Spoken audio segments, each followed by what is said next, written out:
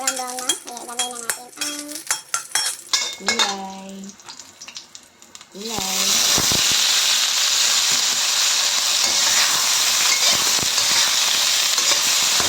Dahil na-boil ko na siya guys, lagay na natin ang kanyang pampalasa.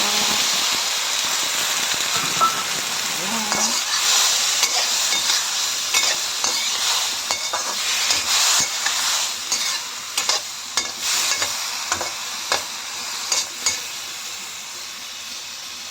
Madali na lang yan lutuin guys kasi boiled ko na lahat yan. Ayan. Diba? Yung pampalasa na lang ang natin kasi medyo ano pa siya, konti lang, half cook yan eh. So ayan guys, itong aming gulay na with shrimp. So diba, yummy. Simple ulam for today. Ayan guys. Okay guys, ano ba ulam nyo dyan? Paninoy naman. Ayan. Ayun. Tulog na po ang broccoli. Tanggalin na natin guys. Ayan. Thank you for watching. Hindi pala. Okay. Marami pang susunod. Let's watch. Ayan guys, at syempre may soup tayo dito. Ayan. Ito ay soup radish, white radish, green radish, carrots, and a bit of onions, and slice of beef. Ayan guys. O, diba? Ito po ang aming soup for today.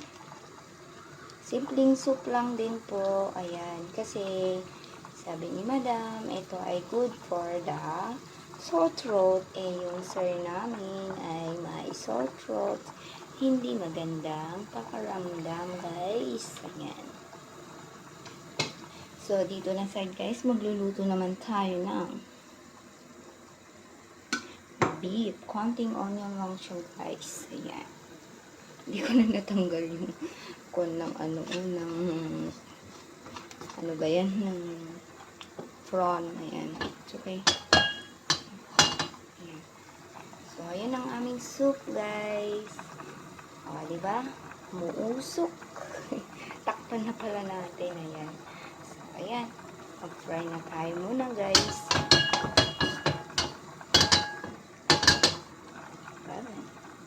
Ayan, fry na tayo guys. Ayan.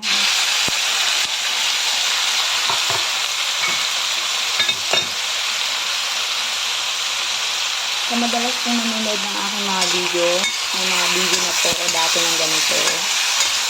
Favorite ko nila ito guys. Beef with onion. Konting mantika lang ang nilagay ko kasi maano siya guys, mamantika itong beef na to. Mamaya marami na itong mantika. Try lang natin siya hanggang sa mawala yung mga bloody na. Saka natin ilagay yung onion natin. Try lang hanggang sa maluto siya konti guys. Mag-brown. Then saka natin ilagay yung ano natin, yung onion. So, ayun guys. Iyaan muna natin siyang ganyan para maluto konti. So, ayun guys, pwede na natin ilagay ang ating onion. Wala kaming white onion, so lagay ko siya ng red onion.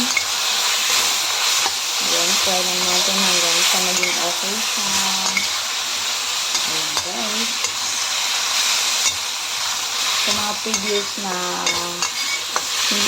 video ko na may ganito akong pagluluto guys, alam nyo na po kung ano to. Ayan. Luto na to guys. So ayan guys, luto na. Pwede na natin tabayin ang apoy. Ayan. Ayan. Yummy na yan guys. Ito palang beef guys, ang pinang-marinate ko dito ay barbecue sauce. Barbecue sauce po. Ayan, ang pinang-marinate ko dito. Ayan, luto na. Pwede na natin patayin dyan. At ready na rin silang kumain mamaya. Ayan. Thank you po for watching. Bye-bye. Salamat po.